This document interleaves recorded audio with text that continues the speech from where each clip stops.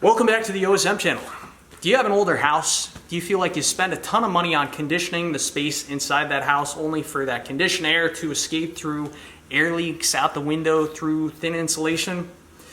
Well, I feel that way, and I'm going to do something about it. In today's video, I'm going to take you along as I make some major improvements to my attic. I'm going to be adding a second layer of fiberglass insulation. Additionally, the main thing I want to focus this video on is I'm going to be installing these 10 mat FF130E recessed light covers over my very air leaky 1990s installed recessed can lights. Now, I'm going to talk your ear off for about 10 minutes. We're going to talk about everything, and then we're going to go up into the attic, and I'm going to film everything, and I'm going to show you basically what I do. But the reason I want to talk your ear off now is because once we get up into the attic, I'm going to have a full face respirator on, and I'm not taking that off. Those of you that have dealt with fiberglass know that it is just hell if you get any of those fiberglass splinters into your mucous membrane, so I'm not going to take a chance. So I'm going to try and talk up there, but it's going to be very muffled. So let's talk about everything now. Now, my house was constructed in the 1990s, and the energy code requirements in the 1990s only called for R30 insulation in the attic. Well, they put that R30 in, but over the years that fiberglass insulation has compressed slightly. So what was originally R30 is probably closer to R25 now. So what I am doing to improve that is I am adding a second layer of fiberglass insulation perpendicular to the joist as well as that insulation. So we reduce the thermal bridging from the cold air to those joists, but additionally we're adding much more insulation, another layer of R30. So in reality, we're taking that, what likely is R25, and we're increasing it to R55, which is acceptable because current energy code requirements for my climate zone, because energy code requirements vary based on where you are across the map. Energy code requirements in my climate currently call for, I believe, R45 to R60. So that's going to put us in code, and it's going to greatly improve energy efficiency. Now, here's the other major thing we need to talk about, and that is air leaks. You know, I'm sure you've heard people say, you know, I like older homes because back in the day they were constructed to be very leaky, meaning that everything wasn't sealed very well, which in some ways is beneficial because you get fresh air flowing into the house. But another way to look at it is that you spend a lot of money conditioning that air in the house, right? Heating, cooling, dehumidifying that air. And if there's a lot of areas, spaces, gaps for that air, that conditioned air to leak out of the house, I mean, you're basically throwing your money away. It's going right out the window, literally. So we can improve energy savings and money saving by reducing those air leaks. My house, the main light fixture in my house, they're called non-IC rated, non-insulation contact rated recessed light fixtures. Can lights, as I like to call them. They are non-IC rated because back in the day, these light fixtures, they required a large 100-watt monster light bulb. It got very hot, it produced a lot of heat, and to help cool that light fixture, you know, back in the day, those fixtures were designed to leak air, allow airflow between the conditioned space to the unconditioned space. Reason being is that allowed the light fixture to help cool down. I believe there's actually a thermal switch installed in those light fixtures, and if they sense that the fixture is getting too hot, it'll kill power to the light, hopefully preventing a fire hazard. Now, if you have any of those old 100-watt halogen bulbs, take them out, replace them with PAR 38 high-efficiency LED bulbs. That's exactly what I did. It's increased energy well, it's reduced my electricity costs per light bulb by, I don't know, 1/8. It's like 1/8 the cost, so it costs a little bit of money up front, but you're saving money in the long run. Now, I've replaced the halogen with LED, but we still have that air leak issue. And this is very noticeable for me, especially in the wintertime. And in the summertime, it's not doing us any favors. So how do we fix that? Well, we can fix that with these devices right here. Another option, of course, is to replace the fixture. I believe they make some retrofit bulbs that kind of seal in there. There might be a foam gasket, but I think these are the best way to go if you're looking not to replace the entire fixture. Again, these are the 10 mat FF130E recessed light covers. These are good for residential applications. However, if you have a fire rated ceiling, they make a different model for fire rated ceilings if you have a 1 or 2 hour fire rated ceiling. But for most residential applications, these are absolutely fine. Of course, they're Tested, UL listed, the whole shebang. These are made of a mineral wool material, which I'm pretty sure they're fireproof, but they say, you know, they're fire resistant. But I'm fairly confident these aren't going to burn. So basically what we're going to do, we're going to take these up there to the light fixtures. We're going to cut a slit into these covers, lay them over the entire can light, and then we are going to seal this cover with a fire-rated sealing foam. So that way we seal our light fixtures and we prevent that air leakage between the conditioned space up into the unconditioned space. Another thing that this is going to fix that has always bothered me as a new father, because those can lights aren't sealed, every now and then there will be a ladybug or a bee that finds its way through the soffit vent into the attic, and they actually crawl down through the can lights. So by air sealing those fixtures, we're not going to have any more bug issues coming down through the recessed can lights. So this is going to solve a lot of problems.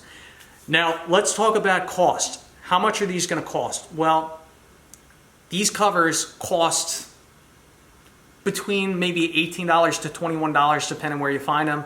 And if you add the cost of the foam, you're looking at probably around $22 to $23 per piece. But in terms of energy savings, it'll definitely pay for itself. It improves home value, keeps bugs out of the house, and it's just a matter of time before these pay for themselves. I'll try and keep you updated in the comments section how noticeable the difference is in terms of heat savings and energy efficiency. Now down the road, it's going to be very subjective as to what my thoughts are on how well these devices are functioning. Of course, I'm not using any scientific instruments or metering devices, but I am very connected with the house. So I assure you I will have a pretty good understanding as to how effective these upgrades will be. In terms of insulation, faced insulation versus unfaced insulation. Well, you want the facing on the initial layer of fiberglass insulation to be against the conditioned space. It's going to face towards the conditioned space, right? So if this cover is our conditioned space, you have faced insulation, the face should be against the conditioned space. Any additional insulation should be unfaced. Now that second layer of insulation I will be installing over the current layer of faced fiberglass insulation is unfaced, because we do not want to trap any moisture in between the two layers of insulation. That would be disastrous. Not sure how well you can hear me, but here's one of my can lights, and as you can see, major air leak location.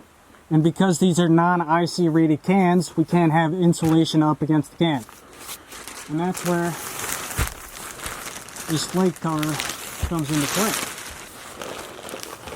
Kind of hard to tell, but they're a little oval, so you can kind of orient this as to where you think it's going to fit the best.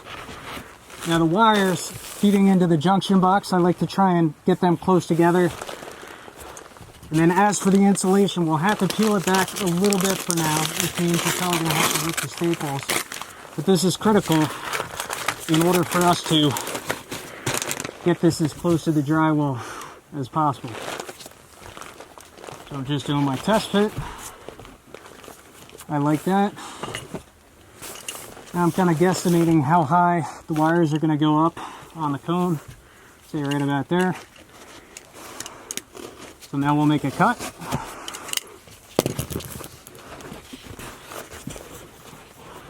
Work the wires into that slit.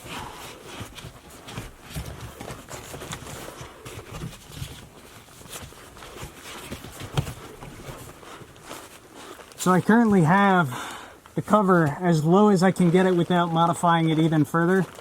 There's maybe a ½ inch gap in between this and the drywall. So what you can do to try and get this to sink even lower, if you so choose, you see the mounts where they go between the joists? You actually can take a razor and you can cut these a little bit, well, cut another slit to allow everything to sit flat against the drywall. You can see I tore it a little bit there, but no big deal. We'll correct that with some foam. So I'll just do this on all 4 corners.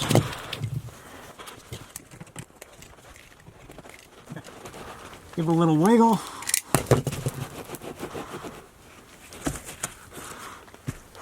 And I'm pretty happy with that fitment now.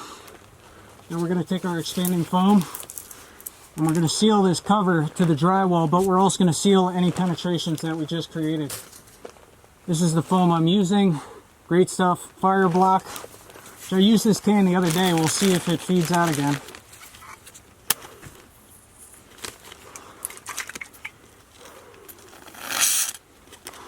I think we're in business.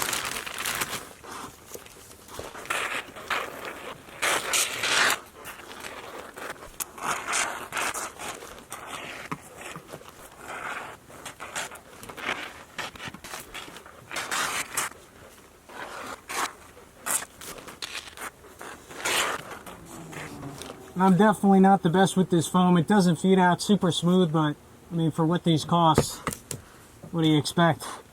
Anyway, we're gonna allow this foam to cure for, I forget what the specs say, maybe an hour or something like that before we bring the insulation up back against it. But in the meantime, I'm gonna continue to add these hats to all the recessed light fixtures, and I'm also gonna seal up the ducts.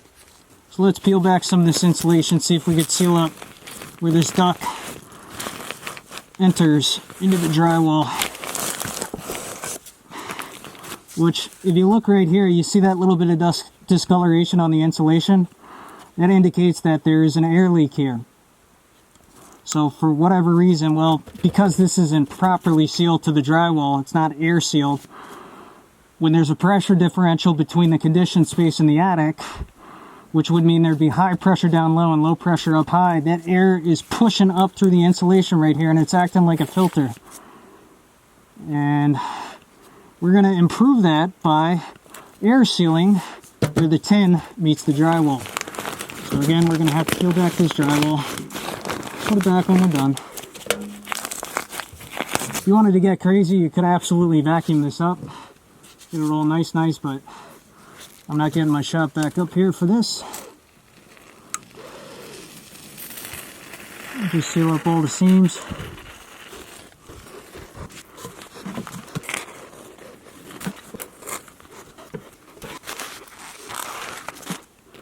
Now, we're not going to get this perfect, but we're trying to get everything as good as possible. If you want to go the extra mile, you actually could take some aluminum face tape, and we could tape up this seam.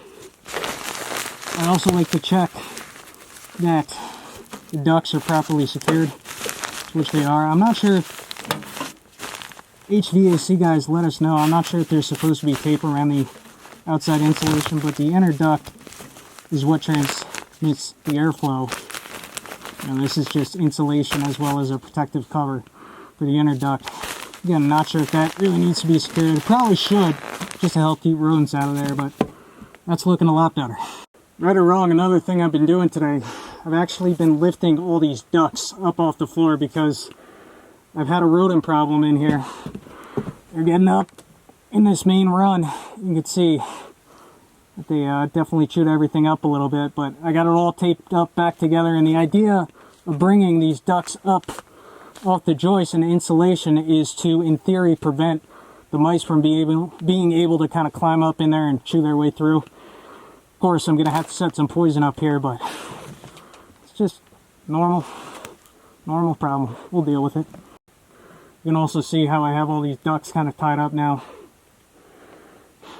Nice thing about this strapping, it's UL listed, but it also helps to ease some of these bends. I've spent a lot of time back there lifting all these ducts up because there's actually a catwalk here, and in the past you couldn't get through there, but now you actually can. You have to sneak through a little bit, but it's a lot better. It's a work in progress up here. Here we are, day number 3. I was hoping to finish this up in 2 days, but sometimes you start a project like this and you open up a can of worms. So an issue I found the other day, these are the refrigerant lines that go in between the condensers to the air handlers.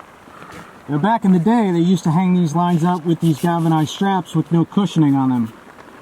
And the issue is, over time, this insulation material deteriorates. And what eventually happens, that galvanized strap makes contact with the copper.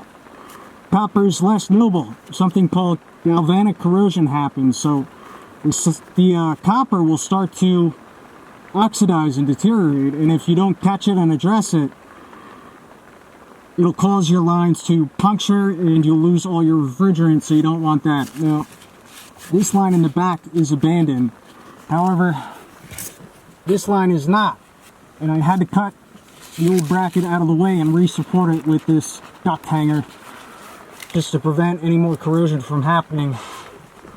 And you can see where it was starting right there. I think I caught it in time. We'll see what happens when I kick the condenser on, but also this could be another reason as to why this system isn't operating as efficiently as possible. Like this large line should be encased with insulation, and over time this stuff just deteriorates, so I have to re-insulate that at some point. But that's a later project, not for right now, but at least this is resuspended and it's not touching that galvanized strap anymore. You see on the modern straps, they have this cushioning piece of rubber, so in case the insulation fails, you know, at least the copper isn't initially resting directly on the galvanized steel. You know, it has this rubber to sit against. But anyway, another thing I wanted to share with you that I didn't get to talk about yesterday was prior to coming up here to air seal, I actually made a floor plan. And the floor plan notes ductwork, smoke detectors, ceiling fans, as well as can lights. So in addition to sealing my cans, I've also been sealing ducts and electrical penetrations. For example, right there, I believe that's a smoke detector box. So I had to peel back the insulation and seal up the box. And you already saw me do the ducts. There's a duct over there, but you know, I'm just doing the best I can here, trying to get the main air leaks. If you want to get crazy, a lot of guys recommend, you know, sealing the top plates to the joists. It's up to you how crazy you want to get, but I'm just trying to seal up all these penetrations, which I pretty much have, and I'm pretty happy with how everything's turning out. So of course, after you seal everything up and that great stuff cures, then you have to fold the insulation back into whatever it is you were sealing. But now it is finally time to start rolling out the R30 unfaced. Another thing I want to point out, ventilation for your attic. My attic in particular has soffit vents. So air enters the attic from the outside, goes up this rafter cavity up to a ridge vent. So when we install insulation over here, we want to leave a space. You know, we don't want to tuck the insulation right in this cavity. We want to leave a space, something like, I'd rather have less insulation here and allow for proper airflow and ventilation than seal this up completely, because your attic needs to vent. So again, insulation is probably going to go to about here. We'll have that nice big space for fresh air to enter the attic and ventilate. You can see I tucked the insulation back into that leak cover, so I think we're ready to go. Now the fun begins.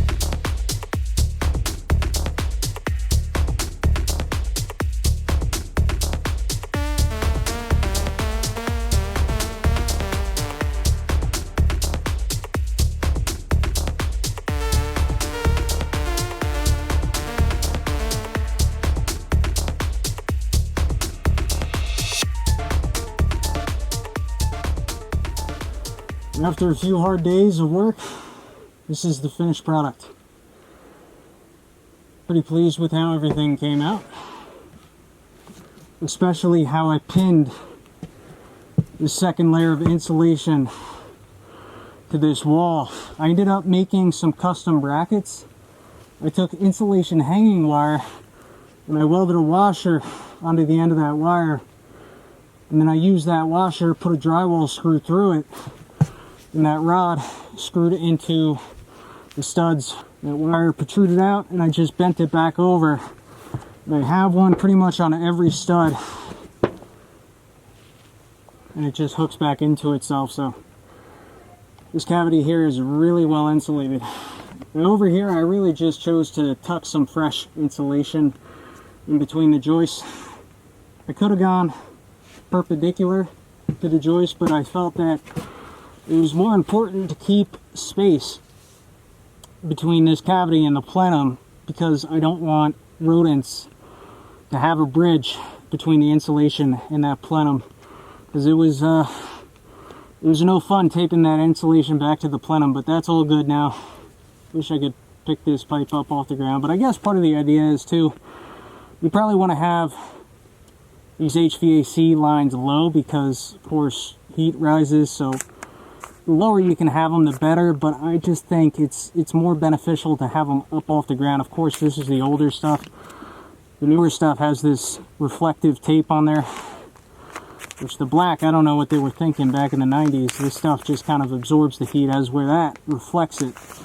But aside from that, I have some mouse traps set up, and I'm just gonna maintain these traps to ensure we get the rodents under control up here. I gotta fix that a little bit, but